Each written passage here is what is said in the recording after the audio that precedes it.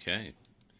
And we are rolling. So, hello, all of you on the live stream, and hello to everyone in this Zoom meeting. Thank you all for joining us.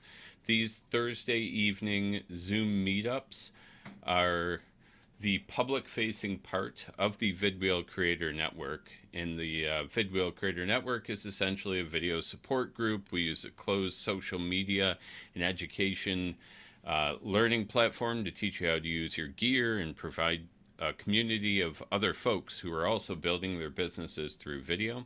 We provide opportunities to learn strategy, technique, and other video related skills that you need to increase your reach, efficiency, and profit within your business. So if you find that intriguing and you find this type of content valuable and want to grow your business through video, this might be the group for you. So feel free to book a meeting with me. There's a link in the live stream description, and I'll also pop one in the chat here for the folks directly in the meeting. These live streams are a great preview of these Creator Network Zoom meetups, but if you want to get the full experience, join us for the next one of these meetings. It's on February 24th at 8 p.m. Eastern, and you can find information on that in the description of this live stream. So let's get to it. We're talking live streaming, and today we welcome brand strategy coach, ghostwriter, and LinkedIn expert Kris Hughes, who will be presenting the benefits of live streaming for your personal brand. We all agree in this group, I'm sure, that video is a great medium to introduce yourself, to prove that you know your stuff, and to spread your influence far from wherever you happen to be located. Adding live stream video to your content calendar gives you some added credibility of doing it all live. There's no retakes, no research, no faking it. So it brings that next level of authenticity. And with that, Kris, I'd like to thank you very much for taking the time to speak with us. Yeah, absolutely. Are you ready? Ready. Yeah. All right. I'll share my screen and get this rolling. Let's do it. All right. Everybody see that all right? Everybody hear me okay? Yes. Yep. Awesome. All right. Well, thanks, Neil. Appreciate it. I appreciate the opportunity to come and present tonight. I really enjoy getting to know you on LinkedIn and some of the other folks that are here as well. Excited to talk tonight about the benefits of live streaming for your personal brand. My name is Kris Hughes. I'm the founder of Zanate Ventures based in Austin, Texas. 3 parts of my business: ghostwriting, especially on LinkedIn. Some of the people you see on LinkedIn are probably actually me. That's all I'll say about that side of the business. I do some brand strategy coaching as well, where I help people all the way through from start to finish, or to kind of fix their brand if you're stuck, help you get unstuck. And the third side of my business is marketing consulting. So working with companies across the spectrum on a variety of marketing projects. So yeah, great to be here tonight to talk about brand strategy and what that means in terms of the power of live streaming for that, and where that falls in the marketing spectrum, because that's a lot of the way that I think about building your personal brand, and working to have people move through one piece of the marketing funnel to the next. So I think about the 7 pillars of a powerful personal brand. That's the way that I teach this to my coaching clients. It's the way that I've built my business myself. My business has come 100% organically off of LinkedIn. All of my clients have come from LinkedIn. I haven't spent $1 on advertising at all. I've been in business since July of 20, and have built it slowly but surely, off the back of LinkedIn and live streaming and podcasting. So yeah, think about the 7 pillars of a powerful personal brand. And to me, it starts with visual identity, the way that you look across social media, the uniformity of that visual identity. The second is a deep understanding of your client persona and who that person is.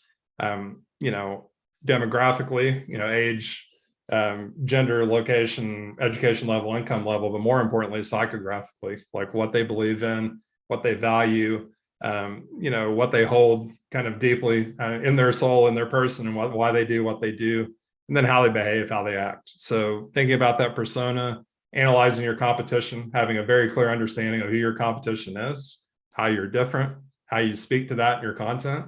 I think there's a massive opportunity there in live streaming to speak to that difference. When you identify that one key difference between yourself and your competition, that can be the primary topic of your live stream if you treat it the right way. Going from there and get into content strategy and intentional relationship building, I'm a big believer in. People talk all the time about how important it is to be consistent with your content. It's great, but if you're not developing relationships, it doesn't really matter. That's where everything's activated and people move forward. And then having a really thoughtful and deliberate marketing funnel is the last piece. And I think that's where a lot of people miss out that I talk to, is you don't have a clear awareness of where people are interacting with your content, how often they're interacting, where they are in your funnel. So all that being said, one of the big benefits of live streaming for your personal brand is really what you're doing to take control and activating your brand. It's not an easy process. If it was, more people would dive in and take control. They don't. You hear that old saying a lot of times, you have a personal brand, whether you like it or not. It's up to you to activate it and take advantage of it. So, live streaming is one way to do that. Part of this process is to build a live stream that allows you to share your voice, to speak in the language of your ideal clients, to develop a reputation as a resource for people that need problem solved. If you got a good picture of that persona that I just talked about, you know exactly how to speak to them in the content of your live stream and solve their problems and bring people on as guests that speak to those issues and speak to those pain points, speak to those problems. When you're interviewing interesting people and you're bringing them on your live stream, you're bringing their knowledge to your community. That's like this knock-on effect that makes you seem more knowledgeable. So by default, you're increasing your own thought leadership as you bring people on to speak with you and to become your guest. Has a huge brand impact when those elements and those pieces tie together. So I think of the AIDA marketing funnel. Some of y'all may have heard of this before. Some of you maybe you haven't.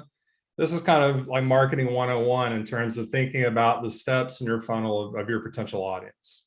You've got 4 levels here: awareness, interest, decision, and action. So awareness, people, you just at the top of the funnel, you're just trying to get people aware of who you are. That's the backbone of social media content and other types of content. As people become familiar with you, they start to move on, through that funnel to get deeper along, to not only know who you are, but want to know more about what you do and how you can help. And again, that's where live streaming comes in, because you can speak about that, and really show that authority. Social media content, blog content drives awareness. It's your responsibility to turn that awareness into interest and continue to move people forward. And obviously, if y'all have any questions along the way, drop those in chat and I'll try to drop in and answer those. I know we've got the Q&A on the backside as well. So I'm sure y'all probably have all heard no like and trust, or no trust and like. This is a pretty familiar kind of mantra on LinkedIn. Obviously, people have to know you first. When they know you and you've established trust and you've propped yourself up as a resource that can make their lives easier, solve their problems, they'll start to like you because they see you as somebody that they could work with. And that's the evolution from being a content creator to service provider. Everybody starts out as a content creator. You're putting your voice out there. You're putting good video out. You're putting live streams out. You're putting your text posts or other types of posts out on LinkedIn or those other social mediums. That really moves to the next step when people start to really like you and identify with you and resonate with you. And that's the value of getting your face and your voice out there, especially on live streams, because of the vulnerability. The vulnerability aspect of live stream is really, really important in my mind because it pulls in humanity, right? Video is one thing. Like, video is awesome, don't get me wrong. You can edit it, you can cut it up a little bit. A live stream is what it is. If you screw up, if things go wrong, they go wrong. I'll talk a little bit about my first live stream experience here shortly and what happened to me as proof and case in point. It can definitely go south, but how you respond to that and how you react to that tells a lot about who you are and how you're building your brand and your business. So, live streaming video content builds trust straight up, and you're willing to put your face out there, so your unique knowledge with your community. You're taking that one extra step that most won't. Think about LinkedIn in particular. Hear a lot of people say that something like 1% to 2% of all the people on LinkedIn actually create content. Like 98% of people never create one piece of content. use it as a place to house a resume, occasionally look for jobs, lurk in the shadows a little bit, but they don't create content. So that's step one. When you're doing that, you're separating yourself from the pack. And then when you take that next step and take that next leap to live stream and create video, you're taking another leap that even more people won't take. I can't tell you how many people I've talked to in a coaching capacity or in my workshops or just in casual DM conversations or connection calls who are really hesitant to do video. So the fact that all y'all are here and doing that and making that effort to create video, you're taking a brave step, because a lot of people are not willing to do it at all. I have a client who I desperately would like to do it, and he just won't. So yeah, I mean, there's things like that that are really important to know. You know, video is taking one big leap, and live stream is an even bigger leap. And just like anything else, you know, when you're out there doing it and you're learning, it's going to get easier with repetition. You know, it just requires practice and patience, and honestly, probably falling on your face a little bit at first, and just getting used to how it feels to do it. And that has a lot to do with platform and the platform that you choose to use. Couple of options there I'll talk through here in a minute. But to look at the funnel a little bit more closely, I think about locking in the content. So, you know, you've got kind of a passive observer of your content, somebody that comes by and maybe one time they drop a like or they leave a comment. It's kind of a drive-by engagement. So I call that, like, you may never see that person again. They may just drop in once. Then you have people that are interacting with everything that you create. They're always leaving comments. They're always liking your content. They maybe send you a DM to have a conversation. Those are people that are already kind of moving further down that path of awareness. So when you're at the top, you've got social media posts and blog posts and other types of content. And then you're leveraging that awareness into interest through video, through live streams, through ebooks, you know, through other types of resources where you're continuing to show your thought leadership. So, you know, you may have a lot of awareness content at the top, but if you never create that content in the interest point of this funnel, people are not going to jump down to decision for sure. And more than likely not going to jump down there to the dollar sign where they're spending money. It's very deliberate and it's been tested over time. This is how people move through. You know, in decision, you're getting propped up against the competitor. You know, that's why it's important to share customer testimonials, case studies, side-by-side comparisons. If you can drop testimonials into a live stream on occasion, on the backside is like a call to action. It's a great thing to do. Better yet, if you have a guest that you've worked with and they can give you a testimonial live, even better, because it's social proof. It's right there front and center. So those are things to think about when you're bringing guests on board and selecting those. And then obviously the bottom are your money makers, but that's, you know, you have to move through this funnel in a very deliberate manner and in a deliberate way to turn your followers and your connections into people that actually become clients and spend money. When you're live streaming consistently, you know, your authority, your voice is really shining through, and you invite guests on, you're pulling in that community. You know, hopefully a lot of you know, your guest community follows you. A really good creator that I've gotten to know pretty well is Doug Lawson. I don't know if you guys follow him. If you don't, you should. He really has a strong voice about community, especially on LinkedIn and social media. And one of the things, you know, that he told me, and a bit of advice that I'm taking in the next iteration of the live stream I'm going to do, is to always invite guests that have, you know, in large part, have a more powerful following or a bigger following than you have, because you want to pull that community onto you. Like in Neil and I's case, we're pretty similar, which is awesome. I think that's really good. In my first live stream, invited some people with 30, 40,000 followers. I'm like, there's no way they're going to accept. Got lucky and they did, and made a big impact. So occasionally you want to take those big jumps and invite people you don't think you have a chance at, because you never know. A lot of times they'll say yes. This community, especially on LinkedIn, so supportive that I highly recommend that, encourage that. It's a great way to pull that community onto you and bring new people into your world, into your ecosystem, because you never know where they're going to go from there. You know, by hosting a live stream, you kind of skip that awareness step because of that community effect, and you're pulling other people in. So they're becoming aware of you and learning more about you on the fly, and they're interested right at that point. So I think that is a big part of the power of live streaming. So I'll give you an example of one that I've done, what went well, what didn't. What I'm iterating and changing is I think it's always good. I always like to hear examples in these types of situations. So last year I hosted a live stream called the Soloprenuer Spotlight Series. I finished the experiment with like 19 episodes, learned a ton about it, brought on people, solopreneurs of all types, from all parts of the landscape. Did it live through StreamYard, hooked into LinkedIn Live, which is a little bit of a step beyond Zoom, but not too difficult to handle. And really, it's a good experience. So something I would recommend people to check out if you're thinking about a platform, to work through and to work with. It was really awesome to learn more about these people and get better as an interviewer. And I really valued that part of the experience. It helped me to get out of my shell some. My very first episode, I went on, it was hooked to LinkedIn Live. Thought I had everything set up. It actually wasn't connected. So I went live, nothing happened. Like it just showed the LinkedIn Live with a blank screen. And people were texting me, sending me LinkedIn DMs, you're not on, what's happening? So I'm like scrambling, trying to figure it out. I get it set up. I add another link, like a new StreamYard link. I send that manually by LinkedIn DMs to people that had RSVP'd.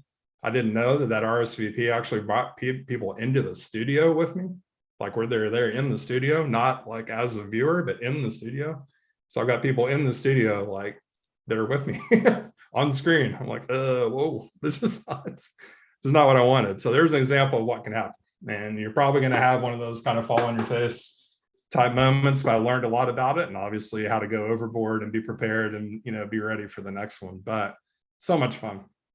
I really learned a lot about, the process of thinking about curating your guests and who you want to bring on board and what it means to have like a through line of a singular topic and what that can do, for your voice and your brand. Some strong takeaways from that. It's very difficult to book weekly guests. Hard. People's schedules are pretty crazy, and trying to, especially if you're going to do the same day, same time every week, try to book guests in bulk. Like try to outline a whole month, a month ahead of time, because you never really know what can happen. There will be instances where people will skip out and you're left having to book somebody on the fly, and that's even tougher. So weekly guests are tough, but if you're going to do it in bulk is one of the big recommendations I'd make. The LinkedIn Live format kind of makes it hard to build a predictable audience because people kind of drop in when they can. LinkedIn's doing better at pushing live streams out to get in front of more people, but it's not as dependable as pulling them off platform. That's why Zoom like this, like we're doing tonight, I think is really good. Another platform I've used in the past is Crowdcast, and it's what I use for my monthly workshops. It's crowdcast.io. You can pull people onto that, and it has some really nice features. Justin Welsh, who you guys may or may not have heard of, who's a relatively large LinkedIn influencer, uses Crowdcast for his audience and income community. Really valuable stuff. I mean, it's easy to use, and you get a lot of data and analytics back from that. So think about that. Always want to hammer down onto a single topic rather than trying to keep things too broad. Solopreneurship was a through line for the Spotlight series. It was predictable. People knew that we were going to talk about that at least at some point in the conversation. With the effort you're putting into producing this type of programming for free, you've got those man hours you're putting in. You want to think about getting something back out of it in the platform you're using. Try to have people opt in and get email addresses and names if you can. Let them know that if they opt in, they're opting into something else. Like when people come to my workshops on Crowdcast, they give me their name and their email address. I let them know straight up front with a disclaimer. When you do that, you're opting into my newsletter. So I add those people to my newsletter every month. Some people unsubscribe, some don't. I think it's a fairly common practice and it's worked well. And it's kind of funny that some of those people have turned out to be my really active newsletter subscribers. So if you're going to do it for free, think about other benefits you can get from that and how you can work that. So how I'm applying, what I've learned, I'm really starting to do workshops now once a month on Crowdcast, and I've moved away from live streams briefly to do a workshop format. It's the same topic over and over again every month. I tweak it a little bit, but that's where those people are kind of in my marketing funnel, is at the same place they would be in a live stream. That's where they are in a workshop. So yeah, I work through that. People opt into my newsletter. I get a lot of interest in these workshops, and people move from that point, kind of the next step where we have a conversation, some of them become coaching clients. But that's how I've thought about it recently, and a little bit of a take and an experiment I took away from live streaming was to move it into a workshop format. Going to continue to do that, but also kicking off a new live stream with a friend of mine in March that's focused on CEO mindset for solopreneurs. So we came to this because, we've both worked in the corporate world. Also, as solopreneurs, realizing how important it is to have a CEO's mindset and what that means. So this time around, instead of just diving in, we're surveying a lot of people in our communities and asking them, what do you struggle with the most? What are your biggest challenges? What would you change if you could? What do you like the most? And really trying to get a better feel for them to tell us in their words, what their challenges are. And right there, when we have that data, I think you've got 4 or 5 episodes right out of the back. And the goal of that is just to show them right back, that we're bringing on this resource to talk about the problems you've told us you have.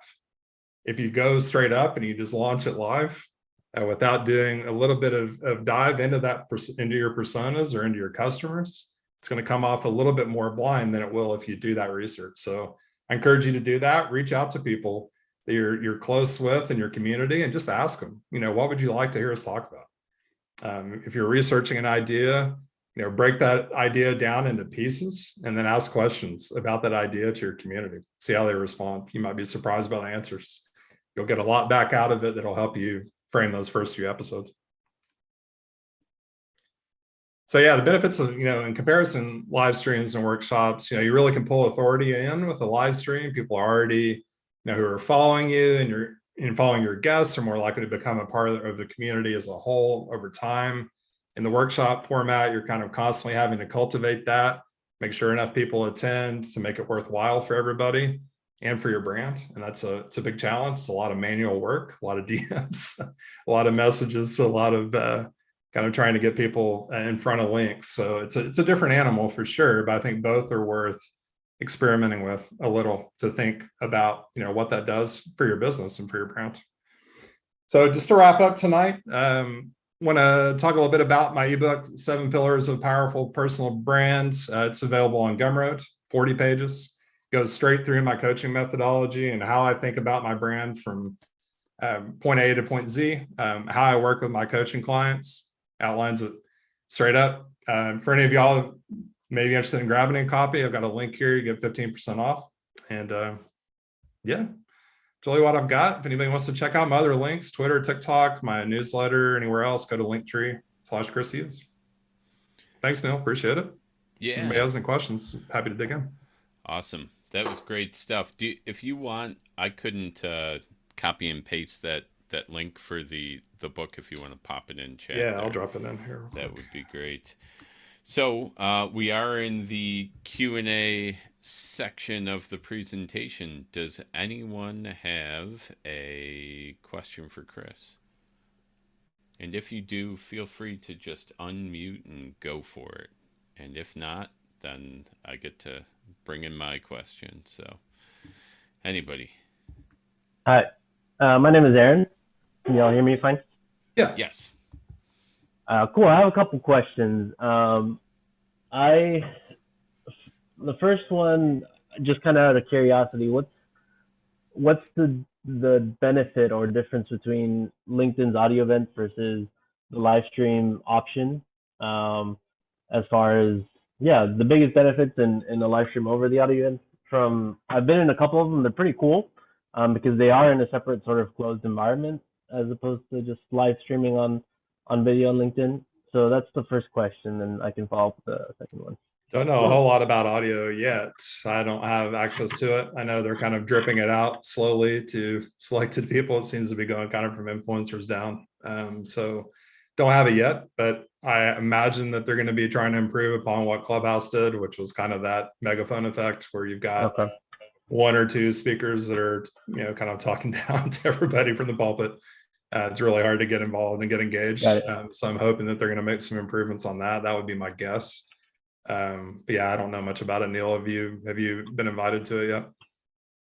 I have not. Yeah. We are not VIP. Guess we're not important enough yet. Yeah, I was Hi, just my curious name about it because. Go ahead. Go ahead. my Sorry. name's Roberta. All right, Bernie. How are you? Great. Good. I'll try and turn my camera on here. I just had a quick comment. There I am. Great show, and it's the first time I participated, so very interested. Just going to comment. I've had a chance to participate in a few of the LinkedIn audio events, and I've actually found them very interactive. So it's quite easy for people to bring people up on the stage. Good. And found a lot more dialogue there than in the video live streams. So I think it's got some potential. So we'll have to see where it goes. But thank you for a great session. Thank you. Yeah, it's good to hear. I think they've got nothing but room for improvement. That's the kind of the challenge of Clubhouse being the first into the market, is everybody gets to improve on what they did poorly, which is a lot in my opinion, but I'll get off the soapbox. So. Excellent. Anybody else? Questions? And Aaron, so- did you say you had another? Yeah. Yeah. Okay.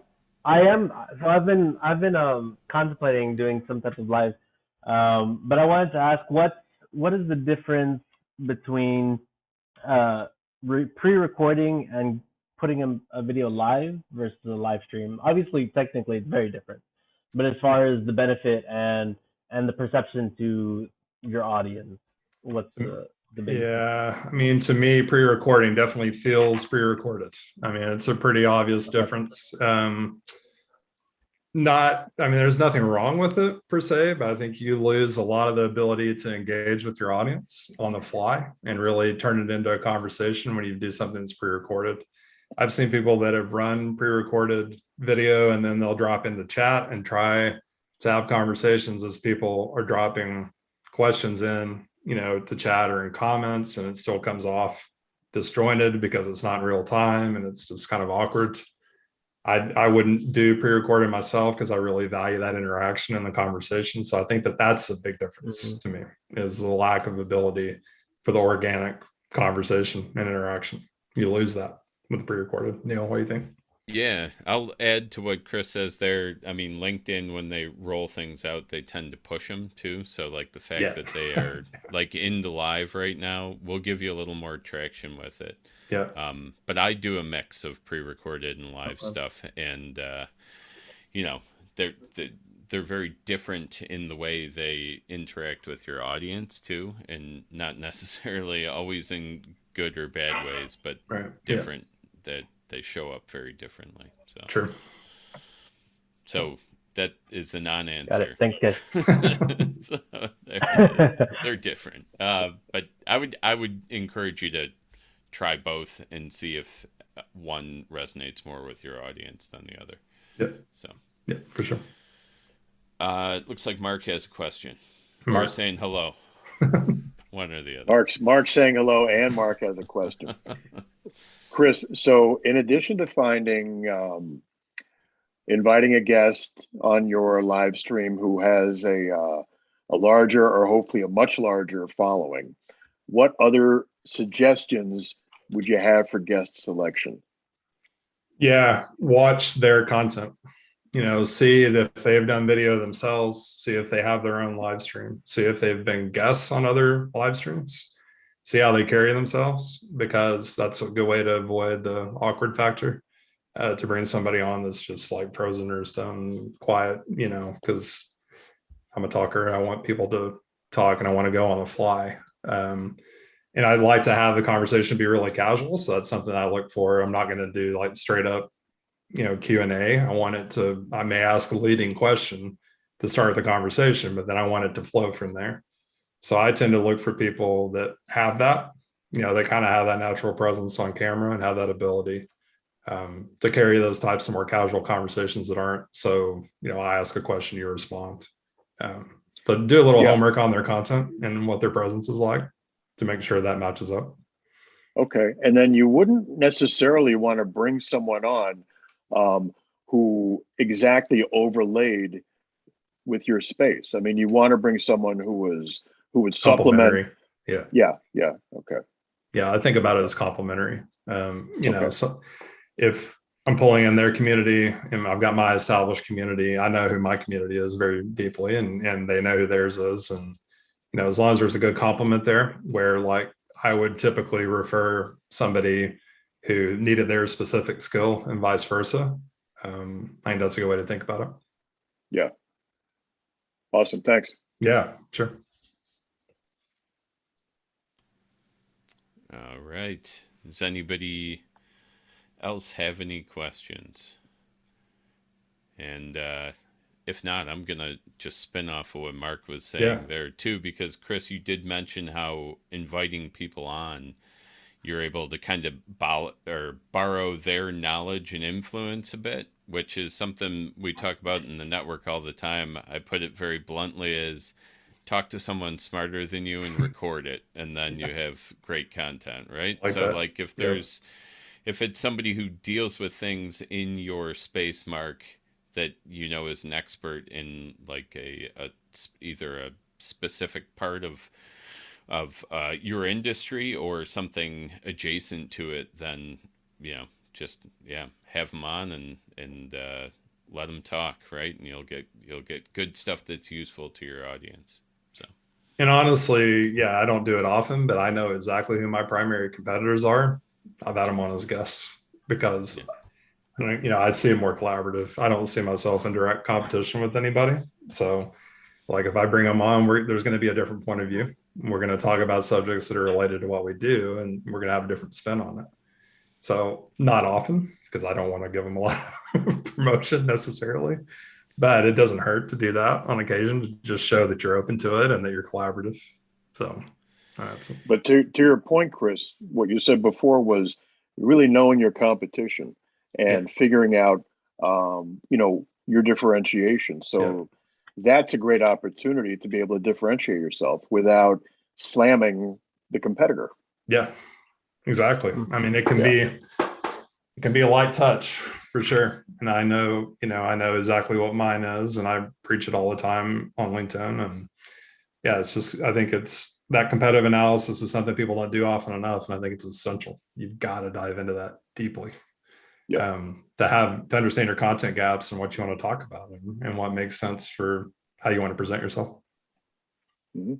I'll add too.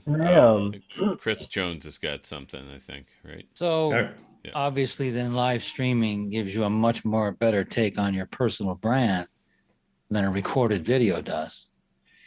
Although a recorded video, I think, could spotlight, in the case of, I guess that's just from my viewpoint, because I create videos and stories for people. Yeah. And I do live streams a lot. I do podcast lives and just go live for the heck of it, just to talk for a few minutes. Anyway. Sure. But the pre-recorded ones can give you an idea of a personal brand because they show off your style, how you do things. Yeah. And so I think they both have, I don't know if an equal place, because live streaming is obviously, that's very personal, obviously. But the other one is too. So I just wanted to throw that comment in. Good presentation, Kris. Thank you. Yeah, I totally agree. There's value in both. It's just different. Yeah. Did I hear somebody else starting to ask one? Aaron? Yeah, go ahead. Yeah. Kris Jones, thanks for tying that back to my original question. It's good insight. I wanted to ask logistically, because Chris Hughes talked about the difference between live streaming on LinkedIn versus this kind of platform on Zoom or on I think you said off-platform approach. So logistically, to do it off-platform, is it more difficult logistically, talking about cost? And is it that much more worth it to try and do it off-platform? Costs are similar. If you're going to use a tool like StreamYard or Restream or something like that to get the professional edition of those, where you've got high def audio, you've got unlimited guests, you've got good bandwidth, it's going to be $49 a month. I pay $49 a month for Crowdcast, and I only do one workshop a month, but it's worth it to me in spades because I'm capturing email addresses. You have a CTA button where if you want to have a call to action for a specific item that you want to sell during the workshop without ever talking about it, that's at the bottom of the screen. So like in my last workshop, I had a CTA for that ebook and I sold 3 or 4 copies during their presentation as I was talking. So I think those are like kind of the little extra added benefits of going off platform, because if you're like tied LinkedIn Live to StreamYard, you're just using StreamYard as a tool to broadcast onto LinkedIn Live, and LinkedIn Live's got the content. You're on LinkedIn. The people that are going to see you are on LinkedIn. The nice thing about StreamYard is if you have like a YouTube presence or a Twitter presence, you can stream to multiple places at once. So you've got concurrent streams that are going, and that's pretty cool. Just really, and that's where, a greater value could be if you've got a Twitch audience, a Twitter audience, a YouTube audience, whatever, and you want to stream to multiple places at once using something like Restream or StreamYard. It's probably a little bit more valuable. Crowdcast has that capability. It's a little bit more degraded. I haven't used it. So it really depends on what you want your approach to be. Do you want a captured audience that's there with you? And that's Crowdcast to me. Or are you looking to stream to multiple places, to multiple parts of your community? Then that's the value of like Restream or StreamYard in terms of thinking of platforms. Got it. I will say too, there's probably value in taking people off platform for like building an email list, right? Mm-hmm. Like, people joke about LinkedIn jail and Twitter jail and stuff, and like, you can get shut down on a single social media network that if you violate terms of service or they don't like what you're doing or whatever. This has not happened to me. This is not an admission that I've been in LinkedIn jail, but but that kind of thing could really, could shut you down completely if you're putting all your eggs in one basket that's not owned by you, right? So, and that's just the value of diversification in your content generally. I wouldn't carry, she says. So there we go. Okay. Any other questions out there? All right. I'm going to hit you with one then before we leave, Kris. Yeah. So this gets down to your, well, I'll go with this one. Research wise, you mentioned a couple of times, ask your audience, what they want to hear from you, ask them what subjects are most important to them. Do you have a recommended way to get that information from your audience? Like, are you running polls on LinkedIn? Are you emailing people? Are you calling them on the phone? What's your method? Type, forum, and DMs, that combination. So type forum, I'll put in the comments. Free, fantastic. You can ask multiple types of questions, multiple choice, text-based, where people can check off several check boxes, can leave you a paragraph. You can make certain elements required, other elements not required. Best thing about that is I can ask questions in the way that I want and require them to make sure that I get the information I want to get back. My kind of co-host of my live stream and I are doing this tomorrow, actually. We're going to be sending these out to a bunch of people and just prompting them. We really value you as part of the community. We'd love to have your feedback. We're thinking about launching this new live stream. If you'll do this type forum survey, it's $5. We'll enter you into a random drawing for $100 Amazon gift card. Nice. Put an incentive attached to it. You'll get people to do it if you do that. I've seen other people go so far as to say, I'll pay you $5 by Venmo if you'll fill it out. Yeah. You can do it how you want, but give them a reason, because people probably won't do it just straight up without some type of incentive, but some will if they're locked in your community. But Typeform is fantastic. It's a great tool. I mean, you can use just Google Forms too, honestly. I mean, Google Forms are good enough and they're customized enough, and it pulls your responses back into a sheet in Google where you've got it in one place. Typeform pulls it into the database that's attached to your account. Another little bit more advanced option is Airtable. I don't know if any of y'all are familiar with Airtable. It helps you build forms and databases and stuff like that. It's a little bit more advanced and just more than I need, really, but it's another good option. But Typeform, I love. It's been great. Awesome. All right. Well, with that, to keep us on time here, I'm going to say thank you to everyone who joined us via the live stream, and thank everybody who came into this meeting here. our next meeting again is going to be on the 24th of February at 8 p.m. Eastern. And we're going to continue live streaming month with a presentation that's actually going to be by myself called High Quality, Simple Live Streaming with OBS. So that's a program that Kris didn't mention, but one that I use for my live streaming platforms and my live production builds. You can find the link to those events in the description of this live stream. And for folks in the meeting here, you can find that. I can share a link to our events page. It's just events.vidwheel.com. So to all of you, have a good night and